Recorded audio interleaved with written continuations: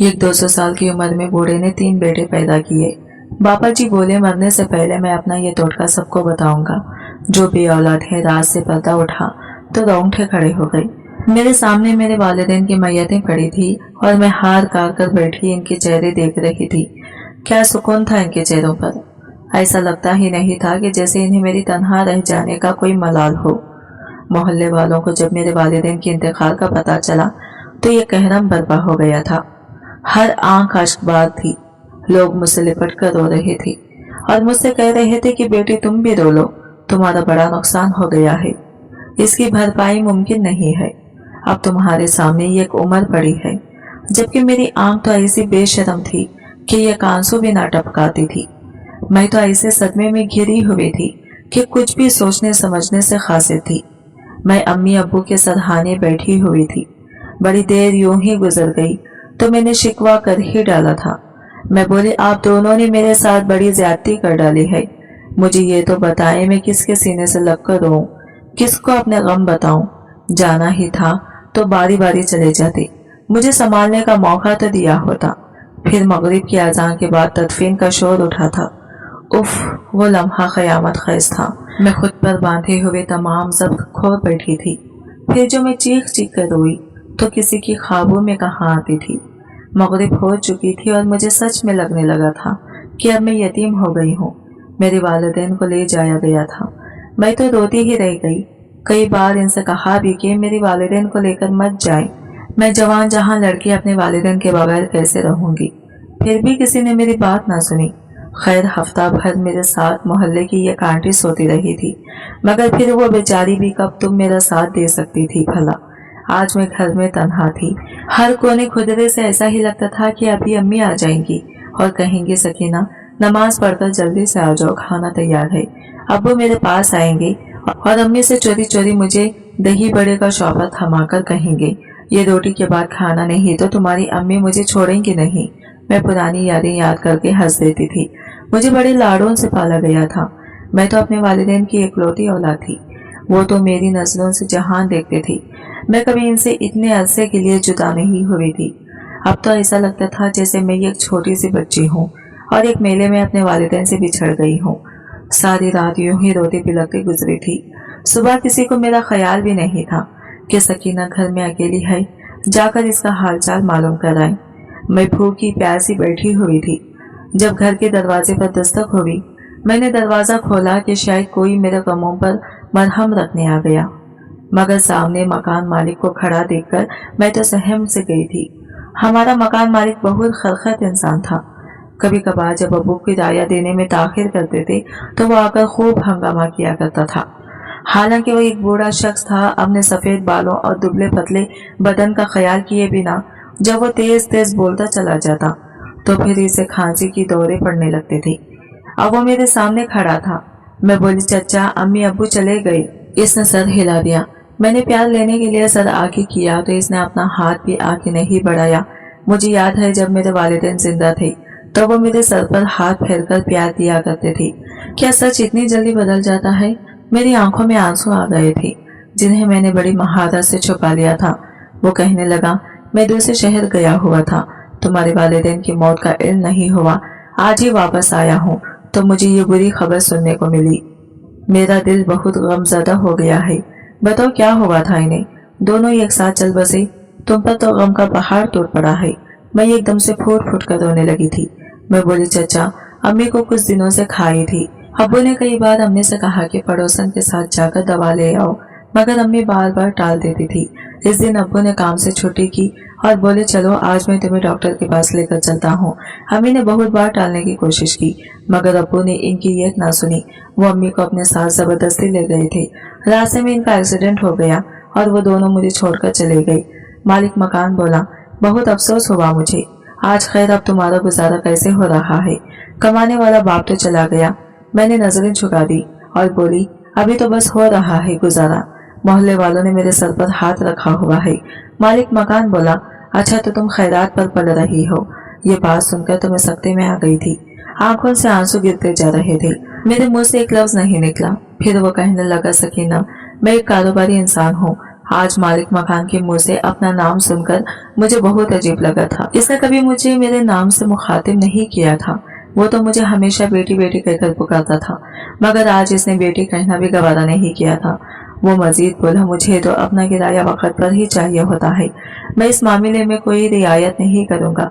आज महीने की 10 तारीख है, 15 तक मुझे किराया दे देना। मेरा दिल चाहा कि मालिक मकान से कह दूं कि चाचा मुझे थोड़ी सी रियायत दे दो, मगर इसकी बातें इतनी बुरी लगी थी मेरे दिल को कि इसके सामने ऐसी बात करना मेरा ज़मीर ही गवारा नहीं कर रहा था। खैर वो चला गया तो मैं सोचने लगी कि 17,000 रुपये मैं किससे मांगूंगी। मैं एक सफ़ेद पोश मोहल्ले में रहती थी। यहाँ सभी अपना गुजारा बड़ी मुश्किलों से किया करते थे। मैं मालिक मकान के जाने के बाद फूट फूट कर रोती रही थी। दोपहर तक मेरे पास मोहल्ले की चंद औरतें आई थी। उन्होंने मुझसे खाने का पूछा तो मैं हक्का बक्का रह गई। सुबह से मेरे हलक से एक निवाला भी गुजरा था, मगर फिर भी मुझे भूख का एहसास तक नहीं हो रहा था। उन्होंने ही मुझे खाना पकाकर दिया और अपने हाथों से खिलाया। मोहल्ले की एक आंटी सानिया मेरी अम्मी की बड़ी पक्की सहेली थी। वो अम्मी के जाने के बाद मेरे बहुत ख्याल रख रही थी। वो मुझसे कहने लगी, आज तो बहुत परेशान लग रही हो।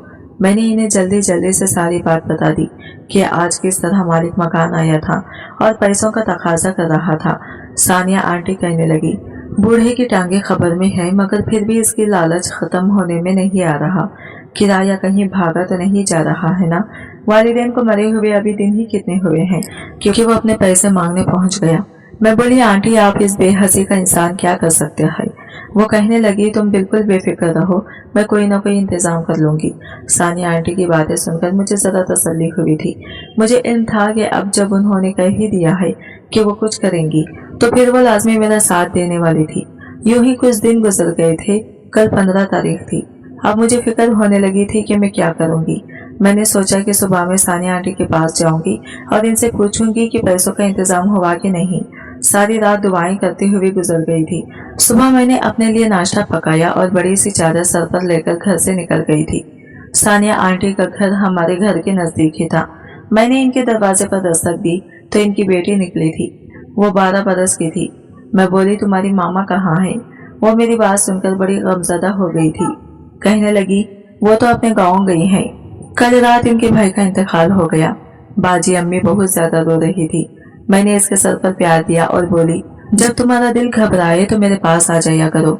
इसने सर हिला दिया और मैं खाली हाथ घर वापस आ गई थी। मुझे सानिया आंटी के लिए बहुत ज्यादा अफसोस हो रहा था क्योंकि इनका एक ही भाई था। वो अक्सर इसकी बातें मुझसे किया करती थी। 1 साल पहले ही इनकी शादी हुई थी। अब इनकी बेटी 3 माह की थी। सानिया आंटी बड़ी मोहब्बत से इस बच्चे की फ्रॉक सिलाई किया करती थी। एक दिन मुझे वो बता रही थी कि मेरे भाई ने मेरे घर आना है तो मैं चाहती हूँ कि पूरे 12 लिबास इसको दूं। उफ, ये जिंदगी कितनी बेएतबार चीज है। किस तरह अपने इंसान से बिछड़ जाती है और इंसान कुछ करने के काबिल भी नहीं होता। मैं अभी इसी सोच में गुम बैठी थी कि दरवाजे पर दस्तक हुई। मैंने सोचा शायद सानिया आंटी की बेटी आई हो। मैंने उठकर दरवाजा खोल दिया। सामने मालिक मकान को खड़ा देखकर मेरी तो सिट्टी गुम हो गई थी। वो बोला, किराया ला दो। मैं बड़ी शर्मिंदा सी हो गई थी। मैं बोली, अभी इंतजाम नहीं हो सका, कुछ दिनों में इंतजाम कर दूंगी। मेरी बात सुनकर वो घर में दाखिल हो गया और बड़े सुकून से चारपाई पर बैठ गया और बोला, सकीना मेरी बात गौर से सुनना। तुम एक गरीब मोहल्ले में रहती हो। तुम्हारे आसपास के लोग भी इतने अमीर नहीं हैं कि तुम्हारी मदद कर सकें। ये जो तुम्हारी रोटी पूरी कर रहे हैं ये भी ज्यादा दिन तक नहीं कर पाएंगे। इससे बेहतर है कि तुम शादी कर लो। किसी अच्छे खाते पीते इंसान को देखकर शादी कर लो। तुम जवान हो, हसीन भी बहुत हो। इसका अंदाज एकदम से तब्दील हो गया था और चेहरे पर बड़ी अजीब से मुस्कुराहट फैल गई थी। कहने लगा, तुमसे तो शादी करने के लिए कोई भी मान जाएगा। मैं इसकी बातें सुनकर अफसरदा हो गई थी। बोली, चचा इतनी जल्दी? अभी मेरी बात भी मुकम्मल नहीं हो पाई थी कि अचानक से मालिक मकान ने मुझे टोक दिया था। वो बोला, खबरदार मुझे चाचा मत कहा करो, मैं तुम्हारा चाचा नहीं हूँ। मैं चुप कर गई थी। फिर वो उठकर चला गया। मैं इतनी बच्ची भी नहीं थी कि मालिक मकान की बातों में छुपे हुए राज को ना समझ सकती। मेरा दिल बहुत ज्यादा घबराने लगा था। काश इस वक्त सानिया आंटी यहाँ होती तो वो खुद ही मालिक मकान को सीधा कर लेती। खैर अब आए दिन मालिक मकान मेरे दरवाजे पर खड़ा होता और मुझसे पैसों का तकाजा कर रहा होता। मैं सहम सी जाती, फिर वो घर आ जाता। आज भी ऐसा ही हुआ था। इसने पैसों का तकाजा किया तो मैं रोने लगी थी। वो घर में दाखिल हो गया और इसने मेरे दोनों हाथ पकड़ लिए और बोला, अगर तुम किराया ना दे सके तो मैं तुम्हें अपने घर से निकाल दूंगा। फिर सोचो तुम कहाँ जाओगी। हर गली हर कोने में गद्दे बैठे हैं जो तुम्हारा मानस नोचने के लिए बिल्कुल तैयार बैठे होंगे। तुम बताओ फिर क्या करो। कभी किसी के हाथों का खिलौना बनोगी तो कभी किसी के हाथों का। इससे अच्छा तो यह है ना कि तुम शादी कर लो। मैं फट पड़ी थी। मैं बोली, किससे करूं मैं शादी? कहाँ से ढूंढूं अपने लिए दूल्हा? रिश्ते तो वालिदैन ढूंढा करते हैं ना। मेरे वालिदैन तो चल बसे हैं। मैं क्या करूं, मुझे बताओ। चाचा तुम मेरे बुजुर्ग हो, मेरे लिए रिश्ता ढूंढो। मेरी बात सुनकर मालिक मकान ने नाक से मक्खी उड़ाई थी। वो कहने लगा, मुझसे कर लो शादी, बहुत खुश रखूंगा तुम्हें। मैं तो इसकी बात सुनकर ही दंग रह गई थी। मैं बोली, ये क्या कह रहे हो चाचा? वो कहने लगे, सगीना मैं 4 घरों का मालिक हूँ, वो तुम्हारे नाम कर दूंगा। बताओ ये रिश्ता मंजूर है? बात का मुंतजिर था कि मैं कब हाँ कहूँ और वह मेरे साथ निकाह कर ले। मालिक मकान इस वक्त घर से निकला और 4 गवाह और मौलवी साहब को अपने साथ ले आया था। मौलवी साहब ने मेरा निकाह पढ़ा दिया और मैं मजबूरी के तहत इस बूढ़े की दुल्हन बन गई थी, जो मेरे बाप से भी 10-15 बरस बड़ा ही था। मोहल्ले वालों को जब इस बात का पता चला तो सबने बहुत अफसोस किया और मुझसे कहा कि तुम्हारी अकल घास चरने चली गई थी जो तुमने इस बूढ़े से शादी कर ली। तुम जवान हो, हसीन हो, तुम्हारे लिए रिश्तों की कमी थोड़ी थी। तब मैं फट पड़ी थी और फूट फूट कर रोने लगी और मोहल्ले वालों से सवाल करने लगी कि आप मुझे बताएं, जब ये मालिक मकान एक जवान लड़की के घर रोज रोज आता था तो क्या आप सोए हुए थे? क्या भी किसी ने इसे रोककर ये नहीं पूछा कि तुम यहाँ क्यों आए हो? और जो मुझसे कह रहे हैं कि मेरे लिए रिश्तों की कमी नहीं थी, तो वो मुझे बताएं कि मैं रिश्ते कहाँ से लाती? क्या मैं खुद घर घर जाकर अपने लिए रिश्ता ढूंढती? किसी ने तो मेरे सर पर हाथ रखना भी गवारा नहीं किया। सबको इस बात का इल्म था कि गलती पर है, इसीलिए सबको साम सुन गया था और मैं एक बूढ़े के साथ रुखसत होकर इसके घर चली गई थी, जिसके मुतालिक मुझे बस इतना मालूम था कि इसका नाम नासिर था और वो एक मालिक मकान था। खैर मैं भी आकर इसके घर चली गई तो मुझे ये देखकर हैरत नहीं हुई थी कि इसका घर बहुत ज्यादा खूबसूरत था। नासिर ने मुझे बताया कि वो इस घर में अकेला रहता है। इसके वालिदैन इंतकाल कर चुके हैं। इसने 3 शादियां की मगर तीनों बीवियां तलाक लेकर चली गई थी, इसलिए वो बाप भी नहीं बन पाया। नासिर कहने लगा, मैंने तुमसे शादी भी इसलिए की ताकि मेरी औलाद पैदा हो सके। मैं इस बूढ़े की बात सुनकर अपनी हंसी बड़ी मुश्किल से रोक पाई थी। इतना तो मुझे भी इल्म था कि नासिर की उम्र में अपने बच्चे पैदा करने वाली नहीं थी, बल्कि अपने पोते पोतियां खिलाने की उम्र थी। मैंने बड़ी मजबूरी में नासिर से शादी की थी। मेरी जवानी के सारे ख्वाब मिलिया मिट्टी हो गए थे। नासिर मुझसे बातें करके उठकर कमरे से बाहर चला गया था। मुझे लगा कि शायद वो बाहर से कुछ लेने गया होगा, मगर बड़ी देर गुजर जाने के बाद भी जब से कमरे में न आया, जिस मेरी आंखें भारी होने लगी थी, इसलिए मैं सोने के लिए लेट गई थी। आधी रात के करीब मेरी आंख नासिर की आवाज से खुली थी। वो कहने लगा, सकीना तुम सो क्यों गई? आज हमारी शादी की पहली रात है। आज से तो हमने एक दूसरे से बहुत सी बातें भी करनी है। मैं बड़ी मजबूरी में उठकर बैठ गई थी। खैर अब नासिर का यह मशगला था कि वो रात का खाना खाने के बाद कुछ देर मेरे पास बैठता और फिर उठकर दूसरे कमरे में चला जाता। नासिर इस कमरे को अंदर से बंद कर लेता था। इसने मुझसे कह दिया था कि सकीना तुम इस कमरे के करीब भटकना भी मत। मैं इसकी हर बात चुपचाप मान लिया करती थी, क्योंकि वो लाडली सी सकीना तो अपने वालिदैन के साथ ही दम तोड़ गई थी। खैर फिर वो आधी रात के वक्त कमरे में आता और मुझे आते ही जगा देता। मुझे नासिर की इस हरकत से बड़ी कोफत होती थी। इस तरह हर रात जागने की वजह से मेरी तबीयत खराब रहने लगी थी। मुझे चक्कर आते रहते थे और सारा सारा दिन मुझ पर गंदगी तारी होती रहती थी। एक दिन नासिर कहने लगा, सकीना तुम्हारी तबीयत ठीक नहीं रहती, क्या हुआ है? मैं बोली, नासिर आपको मुझे हर रात बातें करने के लिए जगा देते हैं, इसी वजह से मेरी नींद नहीं पूरी होती। नासिर कहने लगा, हाँ मैं औलाद के लिए ये सब कर रहा हूँ। मैं दूसरे कमरे में भी इसलिए जाता हूँ, मुझे तो लगता है कि तुम माँ बनने वाली हो। नासिर की बात सुनकर मैं हंसती थी। मैं बोली, आपने कभी सुना है क्या कि इस उम्र में किसी के यहाँ औलाद हुई हो? नासिर कहने लगा, नहीं सुना, मगर मुझे यकीन है कि मेरे घर औलाद जरूर होगी। चलो मैं तुम्हें डॉक्टर के पास ले चलता हूँ। मैंने सोचा कि डॉक्टर के पास जाने में कोई मजायका नहीं है। इस बूढ़े की खुशफहमी तो खत्म हो ना जाने किस गुमान में है कि इसकी यहाँ औलाद होने वाली है। यूं मैं नासिर के साथ डॉक्टर के पास चली गई। डॉक्टर ने मेरा तफसीली मायना किया और बोले, आप हामिला हैं, ऐसे वक्त में आपको अपने शौहर के साथ आना चाहिए था। मैंने नासिर की जानिब देखा और बोली, ये मेरे शौहर हैं। डॉक्टर दंग रह गई थी। मगर खैर इसने मुझे कहा कि तुम एक कम उम्र लड़की हो, इसलिए तुम्हें अपना बहुत ज्यादा ख्याल करने की जरूरत है। इसने मुझे चंद दवाइयाँ दी तो घर वापस भेज दिया। मैं तो इसी सदमे से निकल नहीं पा रही थी कि मैं हामिला कैसे हुई हूँ। मुझसे तो मेरा शौहर ही बर्दाश्त नहीं हो रहा था।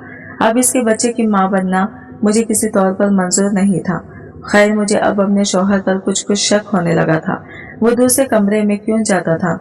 फिर इसने कहा कि वो दूसरे कमरे में औलाद की खातिर जाता है। तो ये बात मेरी समझ से बाहर थी। दूसरे कमरे का औलाद से क्या ताल्लुक था? मैंने सोचा कि मैं अपने शौहर की गैर मौजूदगी में इस कमरे का जायजा जरूर लूंगी। दरअसल बात यह है कि मेरी अम्मी अब्बू से पूरे 10 साल छोटी थी। दोनों में बहुत मोहब्बत थी। मैं पैदा हुई तो इसके बाद इनके यहाँ दोबारा औलाद नहीं हो सकी थी। मुझे याद है एक दिन मेरी वालिदा सानिया आंटी को बता रही थी कि डॉक्टर ने मुझसे कहा है कि तुम तो कम उम्र हो, तुम्हें औलाद हो सकती है, मगर तुम्हारे शौहर की उम्र ज्यादा है, इसी वजह से औलाद नहीं हो रही। तब तो मेरे अब्बू की उम्र इतनी ज्यादा भी नहीं थी, और फिर मेरा शौहर तो मेरे अब्बू से भी बहुत बड़ा था। फिर मैं इसके बच्चे के साथ कैसे हामिला हो सकती थी? ये बात मेरी समझ से बाहर थी। खैर मैं मौके की तलाश में थी कि कब मेरा शौहर घर से बाहर जाए और मैं इसके खुफिया कमरे की तलाशी लूं। अल्लाह अल्लाह करके वो वक्त आ ही गया जब मेरा शौहर मेरे पास आया और बोला सकीना मैं जरा बाहर जा रहा हूँ, मगर तुम्हें कसम है तुमने बेड से नहीं उठना, अपना भरपूर ख्याल रख।